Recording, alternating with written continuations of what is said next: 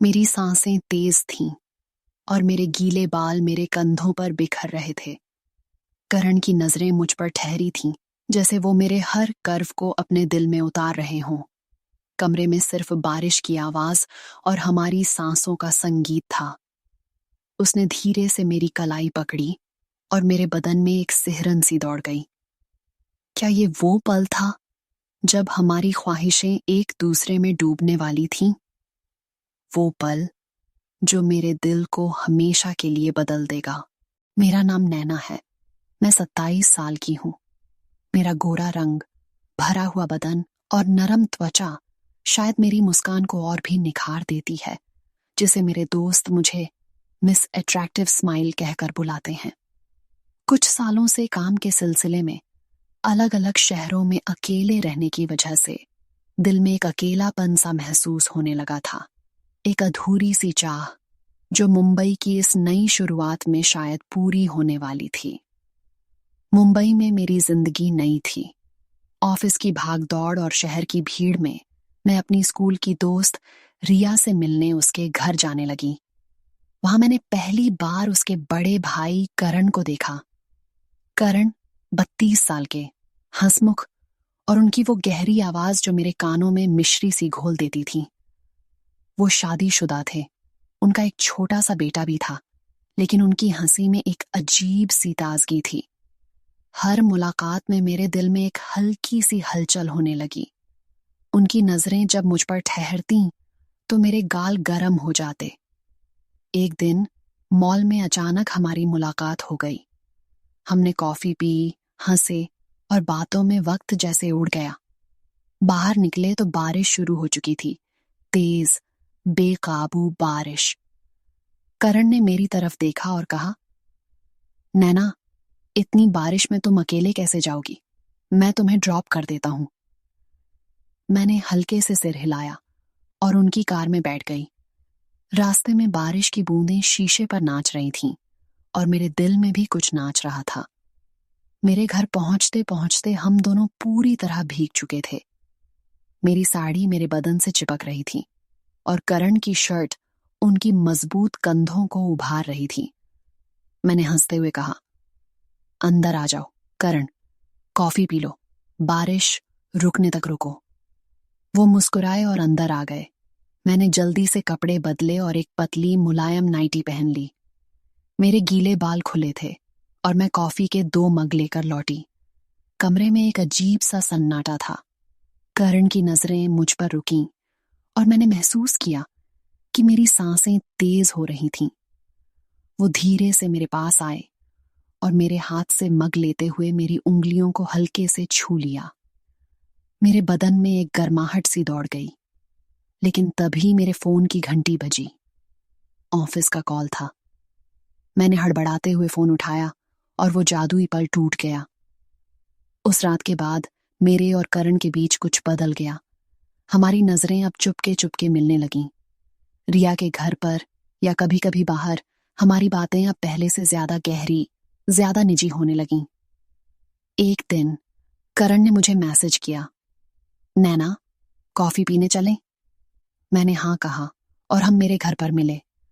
उस रात फिर से बारिश थी और हम फिर से भीग गए।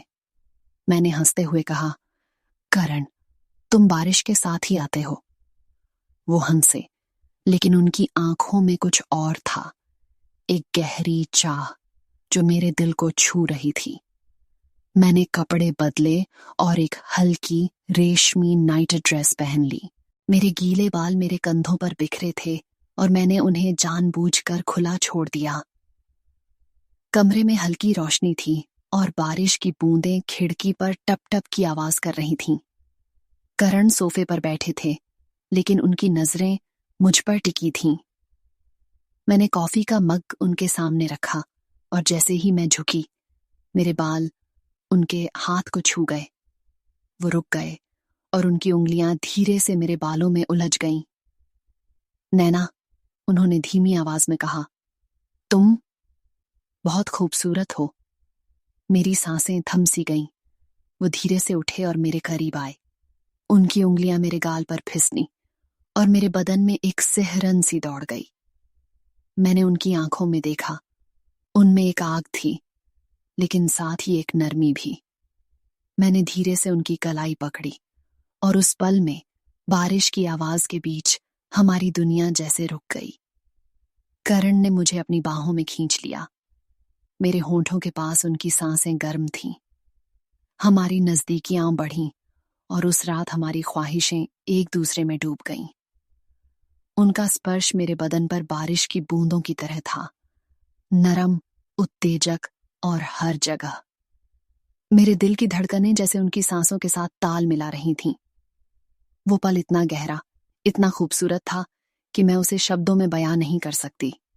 हम एक दूसरे में खो गए, जैसे दो आत्माएं एक हो रही हों।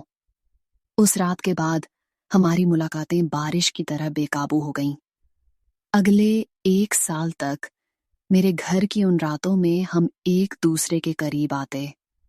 हर मुलाकात में करण की आंखों में मेरे लिए वही चाह थी और मेरे दिल में उनके लिए एक गहरा प्यार। लेकिन धीरे धीरे करण के चेहरे पर एक चिंता दिखने लगी। एक रात जब हम मेरे सोफे पर बैठे थे, बारिश की आवाज के बीच उन्होंने कहा, नैना, मैं शादीशुदा हूं, मेरा एक बेटा है। ये गलत है। मैंने उनकी आंखों में देखा और कहा, करण, मैं तुमसे कुछ नहीं मांग रही। तुमने मुझे वो सुकून, वो प्यार दिया जो मेरी जिंदगी में पहले नहीं था। मैं तुम्हें कभी बांधना नहीं चाहती। मेरी आवाज में दर्द था, लेकिन मैंने मुस्कुराने की कोशिश की। कुछ दिनों बाद मुझे ऑफिस से बैंगलोर की पोस्टिंग मिली। मैंने इसे स्वीकार कर लिया।